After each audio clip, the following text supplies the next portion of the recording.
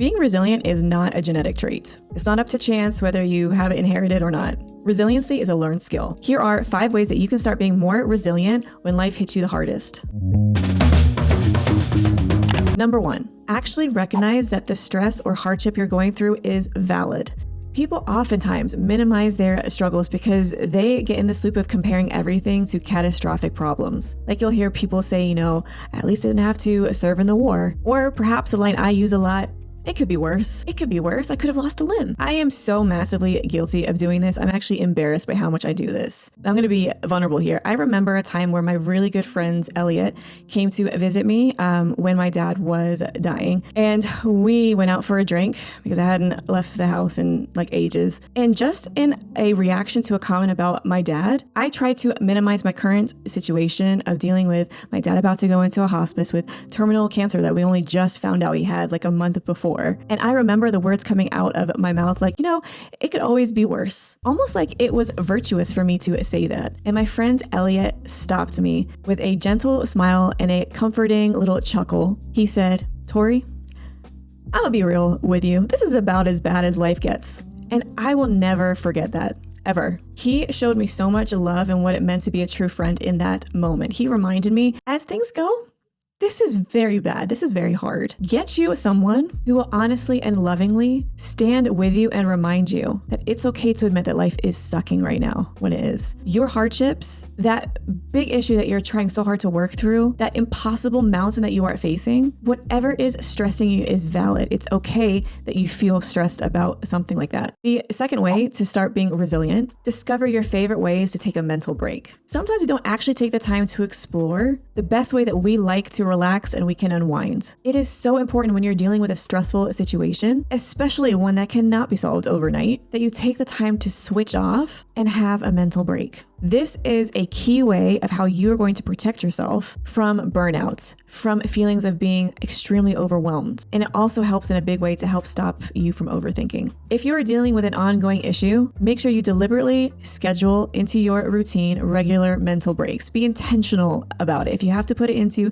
your calendar or an alert on your phone, do it. For example, I find gaming hugely helpful as a way to completely take my mind off of the stressful problems I am facing. It helps me to almost transport into a different world and kind of for a moment, because we don't want to stay in distraction mode, but it helps me just think of something completely different than what's going on in real life. Way number 3 to start being more resilient, list ways either in your head or actually by writing them down, ways that you have shown yourself to be resilient in the past. I would recommend every time you're facing something and you need a good dose of resilience, I want you to mentally, or if you would rather write it on your phone or write it out on a piece of paper, I want you to list 3 big things that you've had to overcome in your life. And then for each of those 3 things, I want you to list one way that you dealt with that circumstance. How did you overcome it? How did you get through it? One way, at least. So let me give you an example of what would go through my head when I'm doing this exercise. Number 1, my brain surgery. I've come through the other side of that because I learned how to live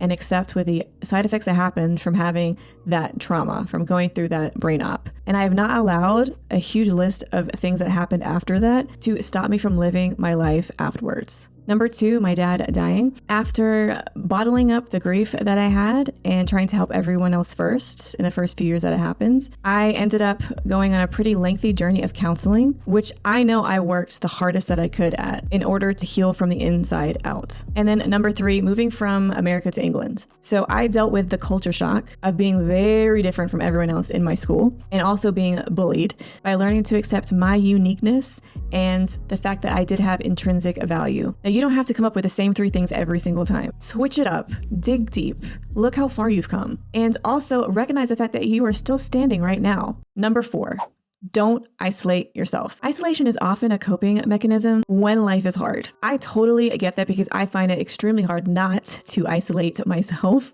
during stressful or painful seasons in life. Maybe you can relate to this, but one of the reasons why I tend to isolate myself is because I don't want to manage someone else's emotions or their reactions to something I'm going through. When I tell people things that I'm going through or stuff that I'm facing right now, I'm so often the one to comfort them in their reactions to my own personal situation. That is exhausting, and I hate doing that because I'd rather just be silent and deal with it myself.